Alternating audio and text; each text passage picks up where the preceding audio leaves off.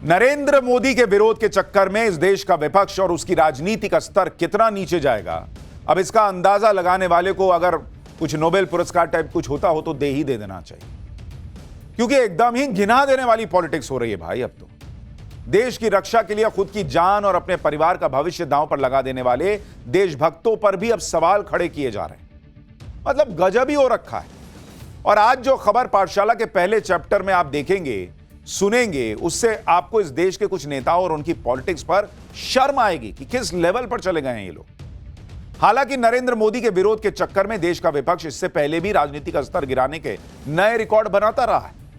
जैसे पाकिस्तान में सेना ने सर्जिकल स्ट्राइक की, पाकिस्तान में घुसकर सेना ने सर्जिकल स्ट्राइक की तो उसके सबूत मांगे गए। पाकिस्तान में एयर स्ट्राइक हुई तो मरने वाले आतंकियों की संख्या का सबूत मांगा गया।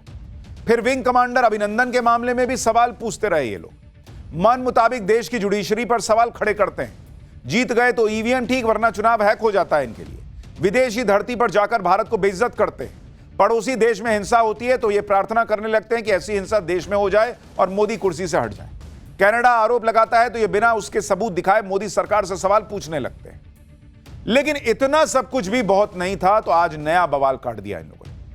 आज देश के लिए एक परेशान करने वाली खबर आई। अमेरिका की जांच एजेंसी एफबीआई ने आज एक वांटेड का पोस्टर जारी किया।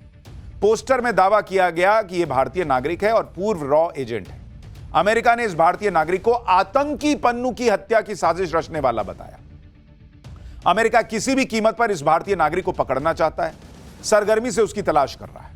इस मामले में आतंकवाद के मुद्दे पर कैसे अमेरिका एक्सपोज हुआ, इस मामले में मोदी सरकार का क्या स्टैंड है, पूरा मामला कहां से शुरू हुआ, यह सब आज आपको बताऊंगा। लेकिन पहले यह जान लीजिए कि आज की डेट में इस भारतीय नागरिक की जान खतरे में है। अमेरिका ने इसे इंटरनेशनल क्रिमिनल बना दिया।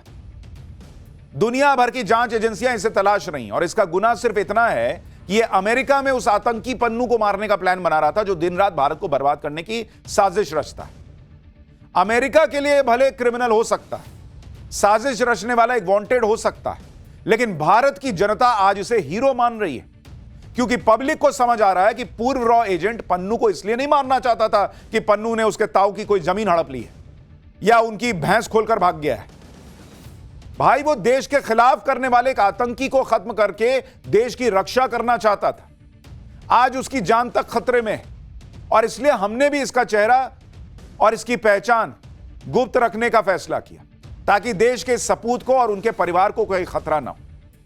लेकिन अब अमेरिका का जो भी हिसाब हो, उसकी जो भी डिप्लोमेसी हो, लेकिन भारत की जनता का स्टैंड इस मामले में क्लियर है कि जो व्यक्ति भारत के दुश्मन को खत्म करने में लगा है वो विलन कैसे होगा भाई।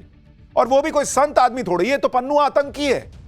अमेरिका घुस के ठोक देता आतंकी को तो ठीक, और आतंकी पन्नू को मारने की साजिश रची जाए, उसके लिए प्लान हो, कोविड ऑपरेशन हो, तो वो आदमी जो है वो विलन हो जाएगा देश का। देश की विडंबना यह है कि भारत के आम नागरिकों की नजर में जो पूर्व खुफिया एजेंट हीरो है, वही इस देश के विपक्ष के लिए विलन है। इस देश का विपक्ष वो भाषा बोल रहा है, जो सवाल पूछ रहा है, जो अमेरिका को सूट करता है, जो पन्नू को सूट करता है। देश की जनता को पूर्व रॉ एजेंट के समर्थन में भर भर के मैसेजेस कर रही है जनता, खड़ी है उसके साथ। लेकिन आज जनता को यह भी देख लेना चाहिए कि विपक्ष किसकी साइड खड़ा है, क्योंकि उसे तो नरेंद्र मोदी के विरोध के आगे कुछ दिखता नहीं। देश तो उनके लिए है ही नहीं ना, लिस्ट में ही नहीं है, ऐसा लगता है। जहां नरेंद्र मोदी को घेरने का मौका मिल जाए, इंडी गठबंधन बिना सोचे बिना समझे कूद पड़ता है। जैसे बांग्लादेश में बवाल मचा तो इंडी गठबंधन यही दुआ कर रहा था एक तरीके से कि कुछ ऐसा ही भारत में हो जाए। अब अमेरिका के मामले में भी इंडी गठबंधन यही करता दिख रहा है। जैसे आप ममता बनर्जी की पार्टी टीएमसी के प्रवक्ता रिजू दत्ता का सोशल मीडिया पोस्ट देख लीजिए। यह भाई साहब लिख रहे हैं कि जब अमेरिकी सरकार और एफबीआई भारतीय नागरिक को मोस्ट वांटेड लिस्ट में डाल दे तो यह डिप्लोमेटिक लेवल पर बड़ी नाकामी है। यह दिखाता है कि हमारी विदेश नीति और उसे तय करने वाले लोग कितने असक्षम हैं। देसी जेम्स बॉन्ड फिर से फेल हो गया, विदेश मंत्रालय फिर से फेल हो गया। पहले कनाडा और अब अमेरिका, क्या हम अपने हर दोस्त को दुश्मन बना लेंगे? भारत सरकार जवाब दे। इनकी सोशल मीडिया पोस्ट पढ़कर तो यही लग रहा है जैसे टीएमसी कोई अमेरिका का राजनीतिक दल है, यहां का है ही नहीं। क्योंकि ऐसे संवेदनशील मामले में भारत के राजनीतिक दल की भाषा तो ऐसी नहीं होनी चाहिए। इसमें भी मोदी को घेरने का मामला है क्या बॉस? यह देश का मसला है। इनकी ऐसी भाषा देखकर लोग भी कंफ्यूज हो जाएंगे कि ये किस बात पर इतना खुश है। इस बात के लिए कि आतंकी पन्नू बच गया, या इस बात के लिए कि अमेरिका ने भारतीय नागरिक की साजिश फेल कर दी, या इस बात के लिए कि नरेंद्र मोदी की विदेश नीति को करारा झटका लगा है इनकी नजर में? कहीं तो मोदी से आगे बढ़ के सोचोगे बॉस। और इसी तरह टीएमसी की राज्यसभा सांसद सागरिका घोष ने भी सोशल मीडिया पर नरेंद्र मोदी को घेरने का मौका हाथ से जाने नहीं दिया। सागरिका घोष ने लिख दिया कि इस बारे में गृह मंत्रालय को पूरी जानकारी देनी चाहिए, ऑल पार्टी मीटिंग बुलानी चाहिए, विपक्ष को भरोसे में लेना चाहिए, इसके बाद संसद में पूरा बयान देना चाहिए। चलिए, सागरिका घोष की यह मांग तो फिर भी ठीक मान लें एक सेकंड के लिए कि सरकार को विपक्ष को जानकारी देनी चाहिए, लेकिन सरकार भी तो विपक्ष की हालत देख रही होगी। कैसे वो नरेंद्र मोदी के विरोध के चक्कर में अमेरिका के साथ खड़े दिखने लगते हैं, और नरेंद्र मोदी किस विपक्ष को भरोसे में ले?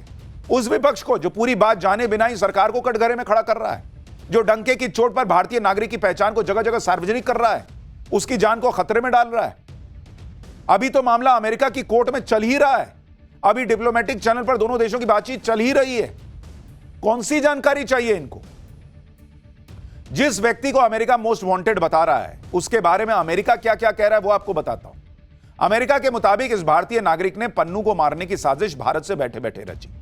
इसी ने आतंकी पन्नू को मारने के लिए निखिल गुप्ता नाम के एक व्यक्ति को हायर किया। अमेरिका ने शुरू में उसे भारत सरकार का एक कर्मचारी बताया। अमेरिका के मुताबिक यह व्यक्ति वरिष्ठ फील्ड अधिकारी है जो पहले सीआरपीएफ में रह चुका है। अमेरिका ने जो इसकी एक तस्वीर जारी की है उसमें यह भारतीय नागरिक सेना की वर्दी में दिख रहा है। अमेरिका ने इसकी और भी जानकारी दी, जिसे हम सिर्फ इसलिए नहीं बता रहे ताकि इसकी जान को खतरा ना हो, क्योंकि इस देश का विपक्ष कुछ भी सोचे, हम तो यही जानते हैं कि रॉ का एजेंट हो या रॉ का पूर्व एजेंट हो, वो आपकी हमारी सुरक्षा के लिए ही अपनी जान जोखिम में डालते हैं। वरना उनको कोई शौक नहीं है कि अपना परिवार छोड़कर कहीं किसी ऑपरेशन में लगे हों। कौन पूछता है बॉस उनकी जिंदगी के बारे में?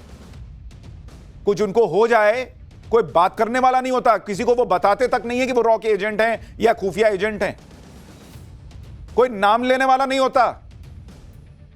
और आज एक व्यक्ति अमेरिका ने कह दिया, इसलिए मोस्ट वांटेड हो गया इस देश के विपक्ष के लिए भी, और उस पर सवाल खड़े हो रहे हैं। अमेरिका ने जैसे ही मोस्ट वांटेड की लिस्ट में एक भारतीय का नाम चस्पा किया, वैसे ही कांग्रेसी नेताओं के चेहरे चमक उठे कि मोदी को तो घेरने का मौका मिल गया। मुंबई कांग्रेस ने सोशल मीडिया पर एक पोस्ट डाला जिसमें कहा गया कि बिग ब्रेकिंग, मोदी राज में भारत के लिए एक और काला अध्याय। एक पूर्व रॉ एजेंट अब एफबीआई की वांटेड लिस्ट में है। एफबीआई उसे अमेरिकी धरती पर मर्डर की साजिश रचने और मनी लॉन्ड्रिंग में शामिल होने के आरोप में तलाश रही है। यह बहुत ही हैरान करने वाला है, जहां भारतीय खुफिया एजेंसी के अधिकारी भी विदेश में हत्या की साजिश रच रहे हैं। इस तरह के अधिकारियों के चक्कर में भारत की छवि खराब हो रही है।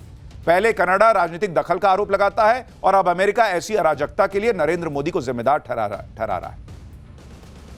मुंबई कांग्रेस ने यह तो बता दिया कि एक भारतीय नागरिक अमेरिका के लिए वांटेड है, लेकिन यह नहीं बताया कि अगर यह आरोप सही भी है तो वो भारतीय नागरिक वहां किसी मासूम को नहीं बल्कि एक आतंकी को खत्म करने का प्लान बना रहा था।